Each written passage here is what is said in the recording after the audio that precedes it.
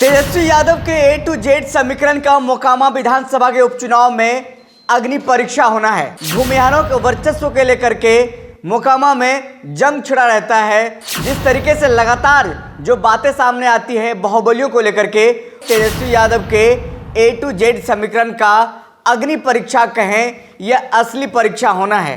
अब सवर्ण भी राजद को वोट करने को लगा है। दो भूमिहारों के लड़ाई के बीच में तेजस्वी यादव को वोट करेंगे भूमिहार, ये बड़ा सवाल है मोकामा में। तेजस्वी यादव के ए टू जेड समीकरण का मोकामा विधानसभा के उपचुनाव में अग्नि परीक्षा होना है। जी बिल्कुल, आपने सही सुना। जिस तरीके से लगातार तेजस्वी यादव 2020 के विधानसभा चुनाव में ए टू जेड समीकरण की बात करते रहे हैं, अब देखिए उनकी परीक्षा मोकामा विधानसभा के उपचुनाव में होना है।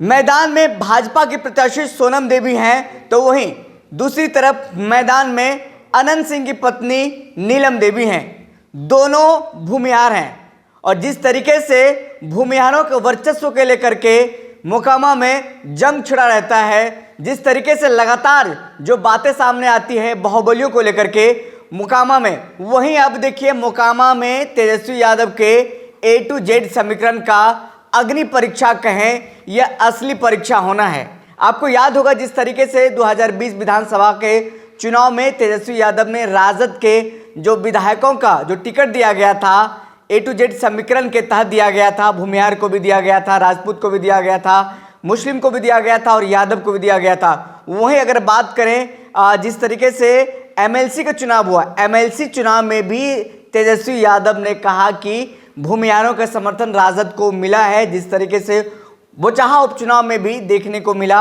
बढ़ चढ़ करके भूमिहारों ने राजद को वोट किया। जो बीते दिनों से लगातार बातें सामने आती रहती थी कि सवर्ण राजद को वोट नहीं करते हैं, लेकिन वो जो सोच है, वो जो मानसिकता है राजद के प्रति, वो बदला है। अब सवर्ण भी राजद को वोट करने को लगा है और ये बातें साफ तौर पर एमएलसी चुनाव में देखने को मिला।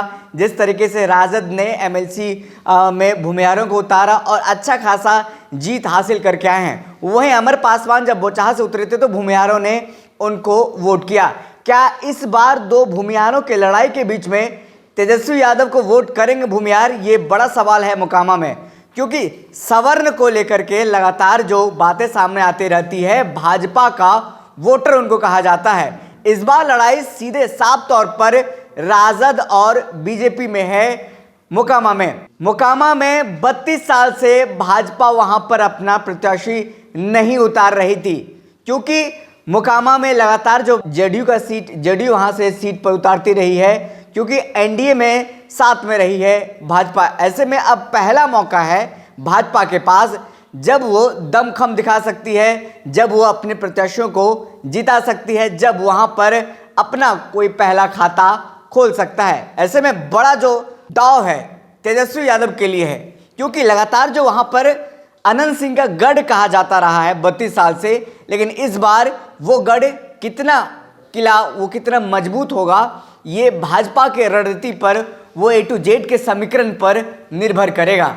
आपको याद होगा परशुराम जयंती के दिन जो भूमिहार के नेता हैं आशुतोष सिंह, उन्होंने कहा था यादव का दही और भूमिहार का चोड़ा जब मिलेगा तो सत्ता में आएंगे सवर्ण और भूमिहार। तो ऐसे में अब देखना होगा यादव का दही और भूमिहार का चोड़ा कितना काम आता है मोकामा में, और तेजस्वी यादव को भूमिहार कितना वोट करते हैं।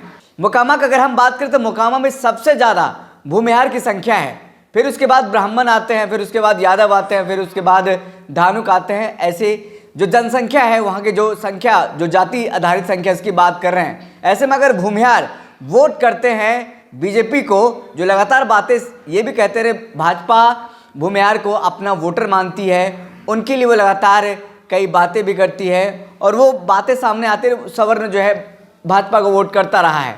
ऐसे में अब तेजस्वी यादव को वोट करेगा या नहीं करेगा, या फिर अनंत सिंह को लेकर के वोट करेगा या नहीं करेगा, ये तो अब 3 नवंबर को देखना होगा। लेकिन असली जो लिटमस टेस्ट है, असली जो अग्नि परीक्षा ए टू जेड समीकरण का है, वो मोकामा में देखने को मिलेगा, क्योंकि इस बार भाजपा मैदान में नजर आ रही है। मोकामा में भाजपा टक्कर दे रही है अनंत सिंह को, भाजपा टक्कर दे रही है तेजस्वी यादव को।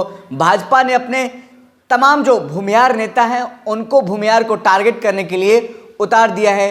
भूमिहार से कैसे वोट लेना है, कैसे उसके मोहल्ले में जाकर के वोट ट्रांसफ़र कराना है, वोट बैंक को अपने पाले में करना है, उनको लेकर के लगातार देखिए वहाँ पर काम चल रहा है, मेहनत हो रहा है। तमाम दिग्गजों को भूमिहार नेताओं की बात करें तो उतार दिया, चाहे नेता प्रतिपक्ष विजय सिन्हा की बात करें या फिर लोकसभा सांसद गिरिराज सिंह की बात करें, तमाम लोग वहां पर अब मजबूती के साथ दमखम दिखा रहे हैं। ऐसे में एक बहुत बड़े वर्ग जो वोटर है भूमिहार, उसको साधने का लगातार प्रयास भाजपा कर रही है। तेजस्वी के लिए बड़ा ये चुनौतीपूर्ण होगा A to Z के समीकरण को साधना, और लगातार जो पुरानी बात करें तो A to Z को छोड़ करके माई समीकरण का बात चल रहा था राजद में, लेकिन उस तमाम मिथ्या को, तमाम बातों को छोड़ते हुए अब तेजस्वी यादव 2020 के विधानसभा चुनाव के बाद से A to Z की बात कर रहे हैं। मोकामा विधानसभा के उपचुनाव में ये देखना बेहद दिलचस्प होगा, कितना सफल होता है A to Z समीकरण,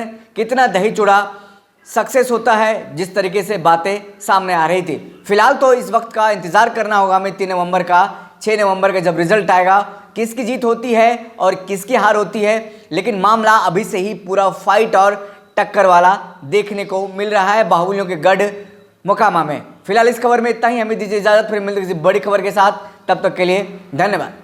जीवन के दुखों से घबराना नहीं, अपनी समस्याएं हमें बताने से शर्माना नहीं, मिलेगा हर समस्या का समाधान, बन जाएंगे सभी बिगड़े काम। एस्ट्रो ठाकुर जी, घर बैठे पाएं हर समस्या का समाधान। Mobile number 8652114334। भी फोन लगाएं, समाधान पाएं। चाहे रूठे प्रेमी को मनाना हो या फिर लव मैरिज के लिए माता पिता को मनाना हो, नौकरी कारोबार की परेशानी या फिर रुका हुआ प्रमोशन, विदेश यात्रा या वीजा में परेशानी, घर में क्लेश, सास बहू या पति पत्नी में झगड़े, अपनी सोई हुई किस्मत को जगाएं, भाग्य को चमकाएं, तो अभी फोन लगाएं। एस्ट्रो ठाकुर जी, घर बैठे पाएं हर समस्या का समाधान।